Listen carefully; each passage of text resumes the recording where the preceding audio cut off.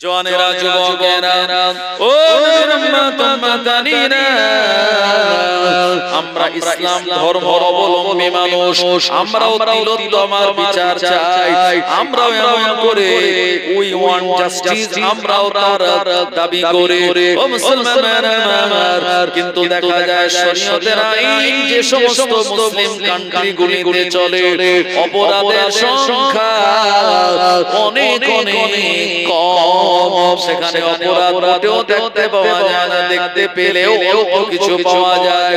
আর অপরাধী ধরা পড়লে তাকে কঠিনতম শাস্তি দেওয়া হয়।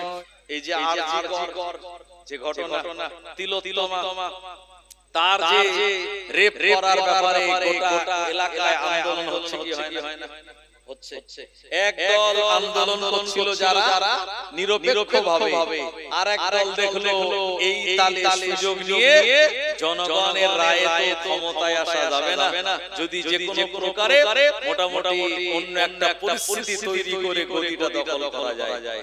তাই অনেকেই বলেছে আমরা আমাদের আন্দোলনে কোনো রাজনৈতিক রং লাগাতে চাই না, আমরা তার বিচার চাই। এটা কিছু মানুষের কথা, আবার কিছু মানুষ যারা এই আন্দোলনটাকে সামনে রেখে যারা ক্ষমতায় আসতে চাচ্ছে, কথা ঠিক কিনা, এরা সুযোগ সন্ধানী। আমার ভাইজানেরা, ইসলামে যদি কেউ রেপ করে, যত মুসলিম কান্ট্রি আছে সেখানকার যে আইন, ওই আইন যদি আমাদের এই ভারতবর্ষে থাকতো, তাহলে এমন রেপ করার মতো সাহস তো দূরের কথা, মনে মনে চিন্তা ভাবনা মাথায় আসলে দুজক পানি খেত।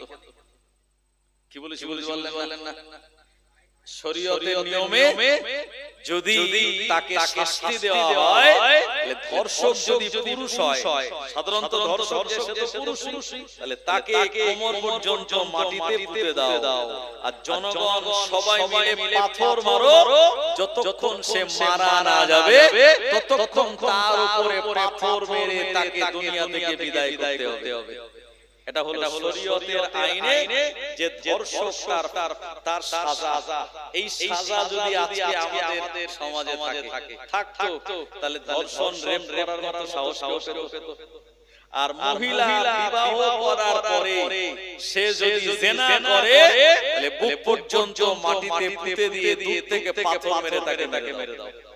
যদি এই আইন থাকতো ভাই, তাহলে এমন রেপ ধর্ষণ এগুলি সব বন্ধ হয়ে যেত। মক্কাতুল মুকাররমায় 30 লাখ 40 লাখ একসঙ্গে হাজী সাহেবেরা, নারী পুরুষেরা হজ করে মুজদালিফার খোলা ময়দানে অবস্থান করে, জীবনে কোনোদিন শোনা যায়নি, ইনশাআল্লাহ কিয়ামত পর্যন্ত শুনতে পাওয়া যাবে না যে এই আরাফা থেকে মুজদালিফা থেকে কোনো নারীকে হাইজ্যাক করা হয়েছে, কোনো মহিলাকে শ্লীলতাহানি করা হয়েছে, কোন মহিলা ধর্ষিত হয়েছে, এমন খবর পাওয়া যায়নি, কিয়ামত পর্যন্ত পাওয়া যাবে না, কারণ সেখানে শরীয়তের আইন চলে।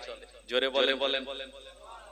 কেউ যদি চুরি করে, শরীয়তের নিয়ম হলো একবার চুরি করলে তার ডান হাত কেটে দাও, যদি দ্বিতীয়বার আবার চুরি করে তাহলে বাম পা কেটে দাও। কি এরপরে আবার চুরি করলে বাম হাত আর ডান পা এভাবে উল্টো করে কেটে দাও। একবার কেউ যদি চুরি করে আর ধরা পড়ে যদি হাত কাটা যায়, সারা জীবন তার ভিক্ষা করে চলা লাইন আছে নাকি? তাহলে যদি এই আইন থাকতো, তাহলে কিন্তু এই চুরি চামারি আর এই ধর্ষণ বলুন, রেপ বলুন, এগুলো সব বন্ধ হয়ে যেত। জওয়ানেরা যুবকেরা ও উম্মাতানিরা, আমরা ইসলাম ধর্ম অবলম্বী মানুষ, আমরাও তিলোত্তমার বিচার চাই, আমরাও এমন করে উই ওয়ান্ট জাস্টিস, আমরাও তার দাবি করে ও মুসলমানেরা আমার। কিন্তু দেখা যায় শরীয়তের আইন যে সমস্ত মুসলিম কান্ট্রিগুলিতে চলে, অপরাধের সংখ্যা অনেক অনেক কম, সেখানে অপরাধ মোটেও দেখতে পাওয়া যায় না, দেখতে পেলেও অল্প কিছু পাওয়া যায়। আর অপরাধী ধরা পড়লে তাকে কঠিনতম শাস্তি দেওয়া হয়। আম্মা জানামিনা এই কথাটা শোনার পর তার মনটা সান্ত্বনা পেয়ে গেল। মনে মনে চিন্তা করলো যে ঘটনা আমার জীবনের উঠে গিয়েছে, এটা মহান আল্লাহ রাব্বুল আলামিনের পক্ষ থেকে হয়েছে। আম্মা জানামিনা বলেন ওই দিন পর থেকে আমার মনে আর কোনো দুঃখ কষ্ট রইল না, কারণ ঈমান যখন আমরা এনেছিলাম আমরা বলেছি খায়রিহি ওয়া শাররিহি মিনাল্লাহি তাআলা, ভালো মন্দ যা কিছু হয় আল্লাহ রাব্বুল আলামিনের পক্ষ থেকে হয়। জোরে বলুন আম্মা জানামিনা আপনি বর্ণনা করে বলেন আমার বেটা দুনিয়া আসার সময় নিকটবর্তী হয়ে পড়ল। ওটা আম্মা জানামিনার কোণে ঘরটা ফেরেশতাগণেরা গোল হয়ে ঘিরে রইল। শয়তান যেন আল্লাহ নবীর ঘরের কাছাকাছি আসতে না পারে। আল্লাহ নবীর আম্মা আমিনা তিনি বর্ণনা করে বলেন আমার বেটা দুনিয়ার জমিনে আমার পেটে আসার সঙ্গে সঙ্গে আমার গোটা শরীর দিয়ে সুগন্ধি বার হতে লাগে। এলাকার মানুষের আমায় জিজ্ঞাসা করে ও আমিনা কি এমন সুগন্ধি তুমি মাখো, এই সুগন্ধির কারণে আমাদের অন্তরটা ভরপুর হয়ে যায়। এত সুন্দর সুগন্ধি আমরা কোনোদিন পাই না। আম্মা আমিনা বলেন না না না, এটা বাইরের কোনো আতর সুগন্ধি নয়, এটা হলো আমার পেটের ভিতরের সুগন্ধি। আরো জোরে বলেন সুবহানাল্লাহ। আমিনা যখন পিক ফেলতেন থুতু ফেলতেন এত সুগন্ধি বার হতো, এলাকাটা ভরপুর হয়ে যেত। আম্মা আমিনা বলেন একদিন আমি বাড়ি থেকে বার হলাম কুয়ায় পানি নেওয়ার জন্য। কুয়ার পানি লিয়ারটা নিচের দিকে, আমি সেখানে দাঁড়ালাম। সঙ্গে সঙ্গে অন্য মহিলারা বালতি রশি দিয়ে পানি তুলছে, আর আমি দাঁড়ানোর সঙ্গে সঙ্গে ওই কুয়ার মুখ বরাবর পানি এসে পরিপূর্ণ হয়ে গেল। জোরে হবে না? আল্লাহ নবী আম্মা আমিনা বলেন আমি আবার যখন পানি নিয়ে চলে আসলাম, ওই কুয়ার পানিটা আবার নিচে থেকে নেমে গেল। পরে দিন আমি যখন গেলাম, ওই মহিলা যারা ওখানে ছিল আমায় ধরে রেখে বলল আমিনা না না না, আপনি যাবেন না, আপনি দাঁড়িয়ে যান। আপনি যতক্ষণ দাঁড়িয়ে থাকবেন কুয়ার পানিটা ততক্ষণ কুয়ার মুখ বরাবর থাকবে। আমিনা আপনি চলে গেলে কুয়ার পানিটা আবার নিচে থেকে নেমে যাবে। আম্মা আমিনা বলে আমি যতক্ষণ দাঁড়িয়ে থাকতাম ওই কুয়ার পানিটা কুয়ার মুখ বরাবর থাকতো। মানুষেরা অতি সহজে ওই পানিটা কুয়া থেকে তারা তুলে নিতেন। আম্মা জান আমিনা তিনি বর্ণনা করে বলেন একদিন বিকালবেলা আমি বার হয়েছে, হঠাৎ দেখতে পেলাম পাহাড়ি এলাকায় একটা মরুভূমির ময়দানের দিক থেকে একটা হরিণ একটা বাঘ তাড়া দিয়েছে।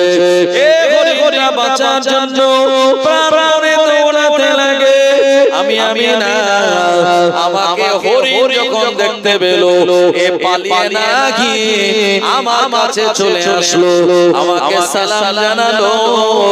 ওই বাঘ আমার কাছে চলে আসলো, আমাকে সালাম জানিয়ে বাঘ হরিণ ওই জায়গায় দাঁড়িয়ে রইল। বাঘ হরিণ ধরে না, আর হরিণ বাঘকে দেখে পালিয়ে যায় না।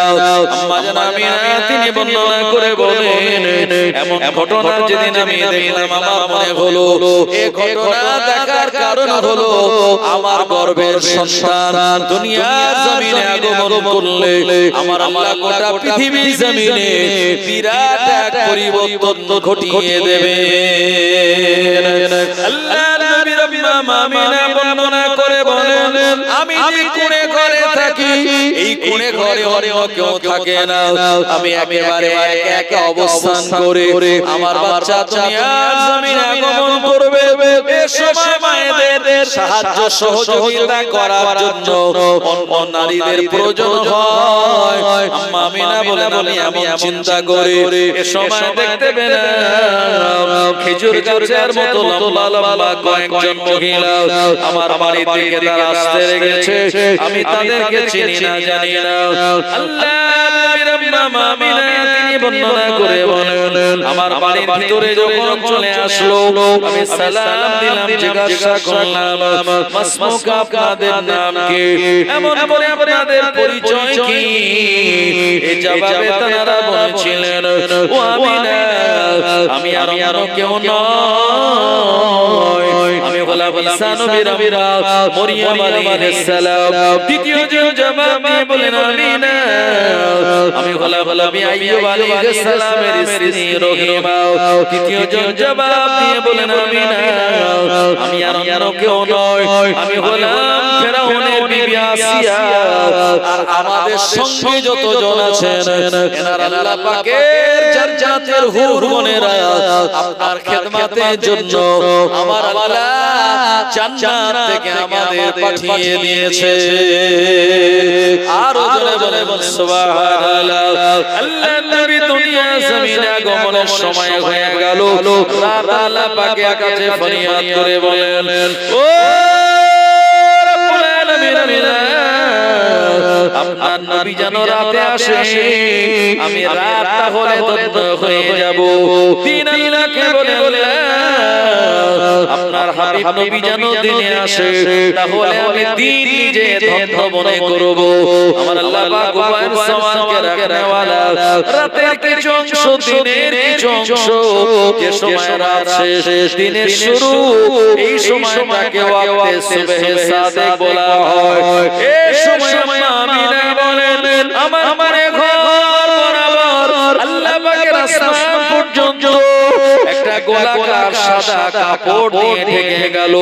ইটভাটা যেমন চিমনি হয় ওই রকম গোলাকার একটা সাদা কাপড় দিয়ে আমি আমিনা আমার মনে ঘরটাকে ঘিরে দেওয়া হলো। ইবলিস শয়তান যাতে আসতে না পারে, ফেরেশতাগণেরা আমার ঘরটা তারা ঘিরে রাখলো। আম্মা আমিনা বর্ণনা করে বলেন এই সময় আমি বিরাট বিকট এক আওয়াজ পেলাম। এই আওয়াজ হওয়ার কারণে আমার পিপাসা লেগে গেল, আমার শরীর দিয়ে ঘাম বার হওয়া শুরু হয়ে গেল।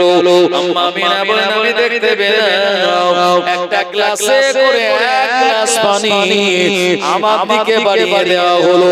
ওই এক গ্লাস পানি পান করার সঙ্গে সঙ্গে আমার সব পিপাসা আমার কলিজা থেকে নিবারণ হয়ে যায়। আল্লাহ নবীর আম্মা আমিনা তিনি বর্ণনা করে বলেন আমার যখন শরীর দিয়ে ঘাম বার হয় আমি দেখতে পেলাম দুটা সবুজ রঙের পাখি ডানা মেলে মেলে আমার ওই কোণে কোণের ভিতরে উড়ে উড়ে বেড়ায়। ওই সবুজ পাখির ডানার হাওয়ায় আমি আমিনা আমার ঘরটা ঠান্ডা এসি হয়ে যায়। আরো জোরে বলে সুবহান।